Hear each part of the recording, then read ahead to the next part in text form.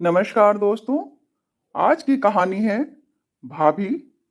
आज रात आपको मेरे कमरे में आना होगा, नहीं तो भैया से बता दूंगा। संध्या की आंखों में नींद नहीं थी। बिस्तर पर लेटे हुए छत को एकटक निहारे जा रही थी। उसकी समझ में नहीं आ रहा था कि वह क्या करे जिससे वह आकाश के चंगुल से निकल सके। वह बुरी तरह से उसके चंगुल में फंसी हुई थी, लाचार, बेबस, कुछ भी नहीं कर पा रही थी। गलती उसकी ही थी जो आकाश को उसे ब्लैकमेल करने का मौका मिल गया। वह जब चाहता उसे एकांत में बुलाता और जाने क्या क्या करने की मांग करता। संध्या का जीना दुर्भर हो गया था। आकाश कोई और नहीं, उसका खुद का सगा देवर ही था। सगा देवर, एक ही घर, एक ही छत के नीचे रहने वाला आकाश इतना शैतान निकलेगा, संध्या ने कल्पना भी नहीं किया था। वह लगातार उसे ब्लैकमेल किए जा रहा था और वह कुछ भी नहीं कर पा रही थी। बात ज्यादा पुरानी नहीं थी। 2 माह पहले ही संध्या अपने पति साहिल के साथ यूरोप ट्रिप पर गई थी। 50 महिला पुरुषों का ग्रुप दिल्ली इंटरनेशनल एयरपोर्ट से रवाना हुआ था। 15 दिन की यात्रा से पूर्व सबका एक दूसरे से परिचय करवाया गया। संध्या को उस ग्रुप में नवविवाहित रितु कुछ अलग ही नजर आई। उसे लगा रितु के विचार काफी कुछ उससे मिलते जुलते हैं। बात बात पर खिलखिलाकर हंसने वाली रितु से वह जल्द ही घुल मिल गई। रितु का पति प्रणव भी काफी विनोदी स्वभाव का था। हर बात को जोक्स में जोड़ करके सबको हंसाने की आदत थी उसकी। एक तरह से रितु और प्रणव सबको हंसाने की प्रतिस्पर्धा चलती थी।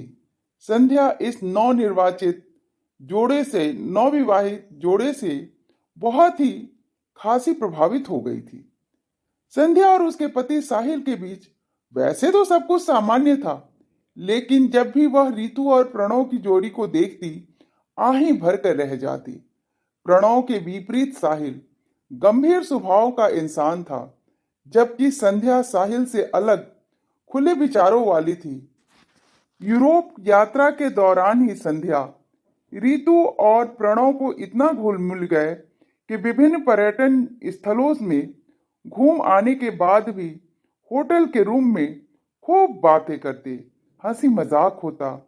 साहिल संध्या का हाथ पकड़कर खींच कर ले आता।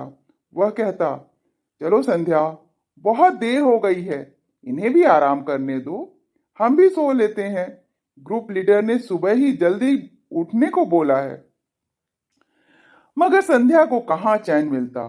वह अपने रूम में आकर मोबाइल पर शुरू हो जाती।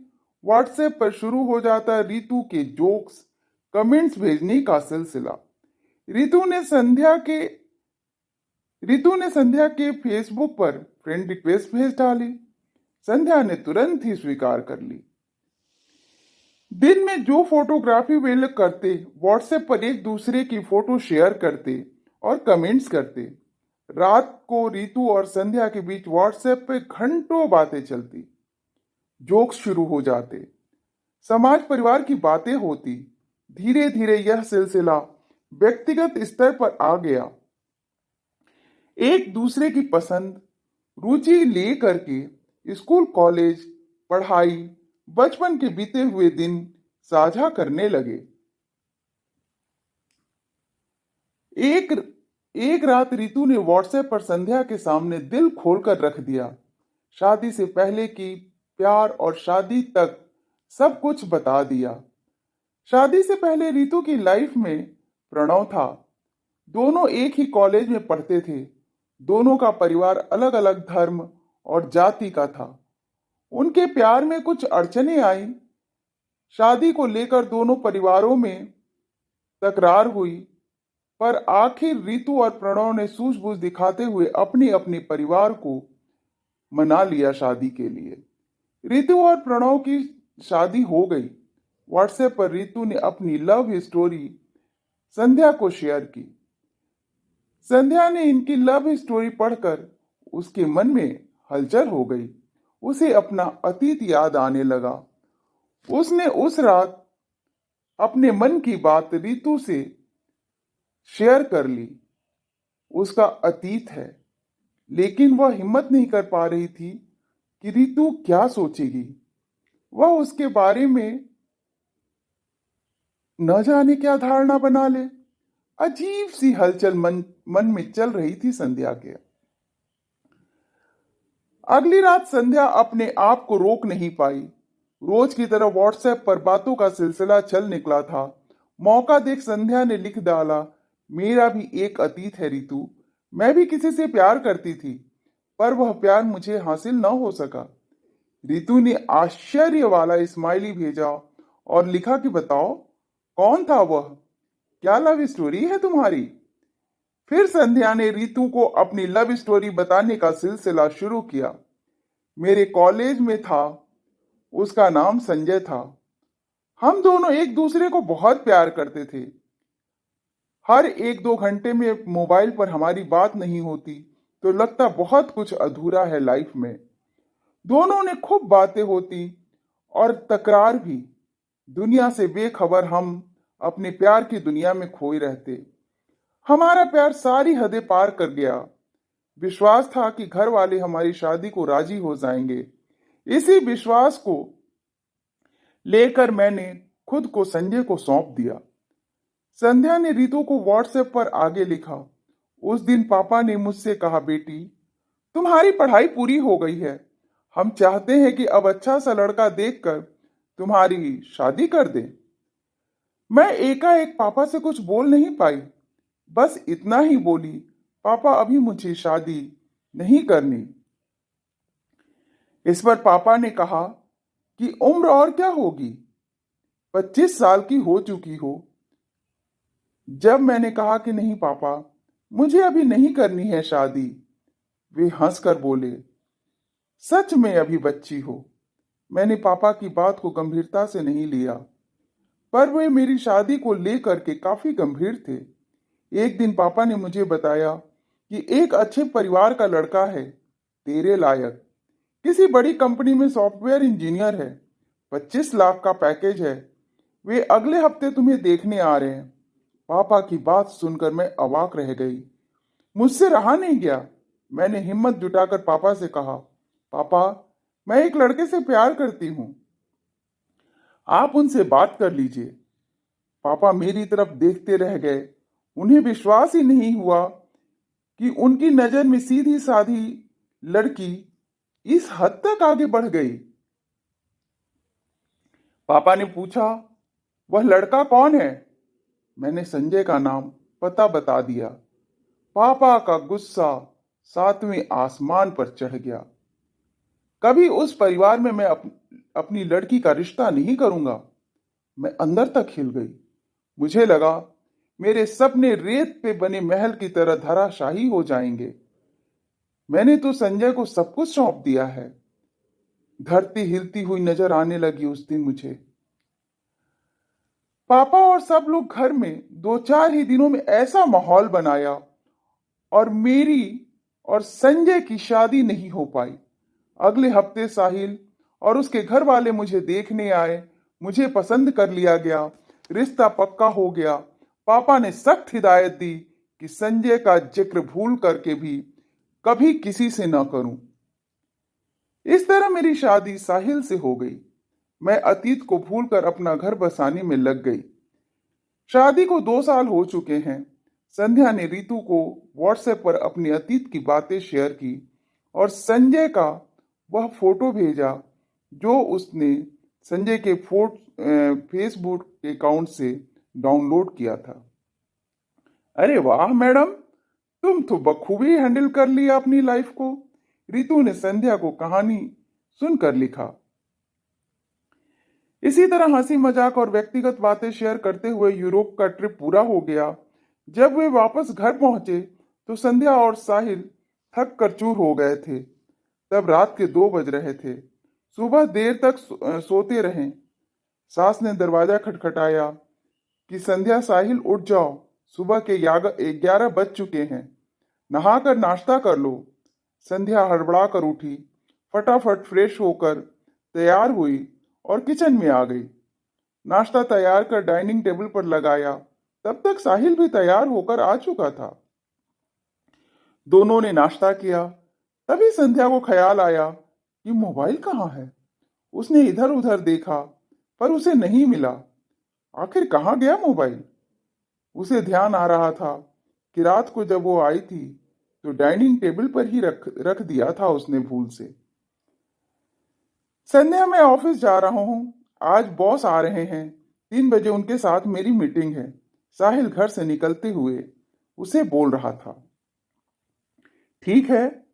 साहिल जाने के बाद संध्या मोबाइल ढूंढने में जुट गई। हर जगह देखा पर अपने देवर आकाश के कमरे में ढूंढते ढूंढते जा पहुंची कि कहीं उसने तो उसका मोबाइल नहीं देखा है। वह उसके कमरे में पहुंची तो मोबाइल आकाश के हाथों में देखा। वह मोबाइल स्क्रीन पर शॉर्ट व्हाट्सएप पर मैसेज पढ़ रहा था। वह मैसेज जो संध्या ने रितु को लिखे थे। वह सब कुछ पढ़ चुका था और मोबाइल साइड में रखने ही जा रहा था। आकाश, क्या कर रहे हो? मेरा मोबाइल तुम्हारे पास कहां से आया? क्या देख रहे हो इसमें? संध्या ने पूछा तो हम उम्र देवर आकाश के होठों पर कुटिल मुस्कान दौड़ गई। कुछ नहीं भाभी, बस आपकी लव स्टोरी पढ़ रहा था। आपके लवर का फोटो भी देखा। बहुत स्मार्ट है वो। क्या नाम था उसका? संजय। आकाश ने कहा तो संध्या की आंखों के सामने अंधेरा छा गया। कुछ नहीं है आकाश, यह सब मजाक की बातें हैं, संध्या ने गिड़गिड़ाते हुए कहा। अगर भैया को यह मजाक की बातें बता दूं तो? आकाश ने तिरछी नजर करते हुए कहा। उसकी आंखों में शरारत साफ झलक रही थी। संध्या को आकाश के इरादे नेक नहीं लगे। उसे अफसोस था कि उसने किसी अनजानी दोस्त के सामने क्यों अपनी अतीत की बातें व्हाट्सएप पर लिखी। लिख भी थी तो डिलीट क्यों नहीं कर दिया? तुम ऐसा कुछ नहीं करोगे आशा। आकाश, यह मजाक अच्छा नहीं है तुम्हारे लिए, संध्या ने सख्त लहजे में कहा। यह सुनकर आकाश अपनी औकात पर उतर आया। भाभी जान, क्यों घबराती हो? ऐसा कुछ नहीं करूंगा। आप बस अपने देवर को खुश कर दिया करो। संध्या गुस्सा पीते हुए बोली। मुझे क्या करना होगा? तुम क्या चाहते हो? भाभी, इतना बताना पड़ेगा क्या आपको? आप शादीशुदा हैं। शादी से पहले भी आप काफी जानकारी रखती थी, आकाश ने बेशर्मी से कहा। संध्या को लगा कि वह बहुत बड़े जाल में फंसने जा रही है। अब करे भी तो क्या करे?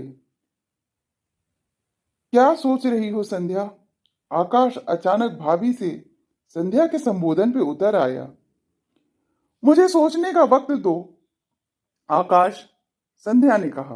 ओके, नो प्रॉब्लम, जैसा तुम्हें ठीक लगे। पर याद रखना, मेरे पास बहुत कुछ है भैया को बताने के लिए। भैया को पता चल गया तो धक्के मार कर इस घर से निकाल देंगे तुम्हें। पता है तुम किस हद तक निश्चिता कर सकते हो? संध्या रूखे स्वर में बोली। संध्या अब क्या करे? कैसे पीछा छुड़ाए आकाश से? वह देवर भाभी के रिश्ते को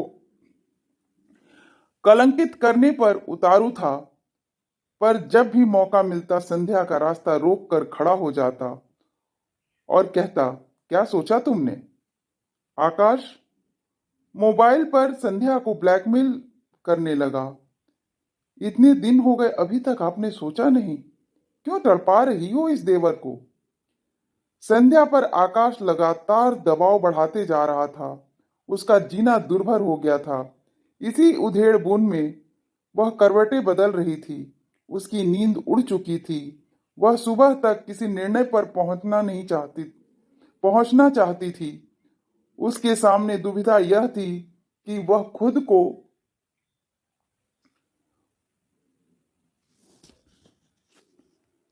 इसी उधेड़ बुन में वह करवटें बदलते जा रही थी। उसकी नींद उड़ चुकी थी। वह सुबह तक किसी भी निर्णय पर पहुंच जाना चाहती थी। उसके सामने दुविधा यह थी कि वह खुद को बचाए या आकाश की वजह से परिवार में होने वाले विस्फोट से बचे। वह चाहती थी कि किसी तरह आकाश को समझा सके ताकि यह बात अन्य सदस्यों तक न पहुंच सके। लेकिन करे भी तो क्या करे? अचानक उसके दिमाग में एक विचार कौंधा। हाँ, यही ठीक रहेगा। उसने मन ही मन सोचा और गहरी नींद में जाकर सो गई। मम्मी जी, मुझे मार्केट जाना है कुछ घर का सामान लाने के लिए। घंटे भर में वापस आ जाऊंगी। फिर संध्या जब घर लौटी तो उसके चेहरे पर चिंता की लकीरों की बजाय चमक थी। उसने पढ़ा था कि राक्षस को मारने के लिए मायावी होना ही पड़ता है। वह आकाश को भी उसी के हथियार से मारेगी, उसका सामना करेगी। मार्केट से वह अपने मोबाइल में वॉयस रिकॉर्डिंग सॉफ्टवेयर डलवा रखी थी। कुछ देर बाद ही आकाश ने घर के बाहर जाकर संध्या के मोबाइल पे कॉल की। संध्या पूरी तरह तैयार थी। हेलो संध्या, क्या सोचा तुमने? आकाश ने पूछा। मुझे क्या करना होगा? संध्या ने पूछा। कुछ नहीं, बस वही सब। तुम्हें बताना पड़ेगा क्या? हाँ, बताना पड़ेगा। मुझे क्या पता कि तुम मुझसे क्या चाहते हो। तुम मेरे साथ। और फिर सब कुछ बताता चला गया आकाश, कब, कहाँ और क्या करना होगा। और अगर मैं मना कर दूं तो क्या करोगे? संध्या ने पूछा। कुछ नहीं, तुम्हारी लव स्टोरी सबको बता दूंगा। संध्या गुस्से में चिल्ला पड़ी। जाओ, सबको बताओ, परंतु एक बात याद रखना, तुम जो मुझे ब्लैकमेल कर रहे हो ना, इसकी शिकायत मैं पुलिस से करूंगी। ऐसी हालत कर दूंगी कि कई जन्मों तक तुम याद रखोगे। कैसे करोगी? क्या प्रूफ है तुम्हारे पास? आकाश ने कहा। घर आकर के देख लेना। यूं कायरों की तरह घर के बाहर जा करके क्या बात करते हो? संध्या का गुस्सा बढ़ता जा रहा था।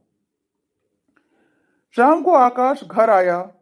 संध्या ने मौका मिलते ही धीरे से कहा, प्रूफ दूं या वैसे ही मान जाओगे?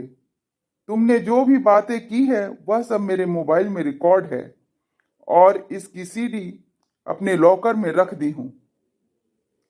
आकाश को विश्वास ही नहीं हो रहा था कि संध्या इस कदर पलटवार करेगी। वह चुपचाप अपने कमरे में खिसक गया। संध्या आज अपनी जीत पर प्रसन्न थी। व्हाट्सएप के जरिए जो मुसीबत उस पर आई थी, उसने उससे छुटकारा पा लिया था। हे गाइस, उसका देवर उसकी बातें पास्ट की जानकर उसे ब्लैकमेल करने लगा। वो अपना ही देवर था। इस कहानी से हमें सबक यह मिलती है कि हम किसी भी उम्र में यदि हमारी कोई गलतियां हो गई हैं तो उसे हम किसी के साथ शेयर न करें, क्योंकि वे शेयर की गई बातें कब किसी की जिंदगी में तूफान लाकर खड़ा कर दे, कोई नहीं जानता। यहां पर संध्या ने देवर को अपनी सूझबूझ से अच्छा सबक सिखाया। ये हमें अपने जिंदगी के लिए एक प्रेरणा देती है ये कहानी। धन्यवाद दोस्तों। आपको ये कहानी पसंद आए तो इसे लाइक एंड सब्सक्राइब करना बिल्कुल भी ना भूलें।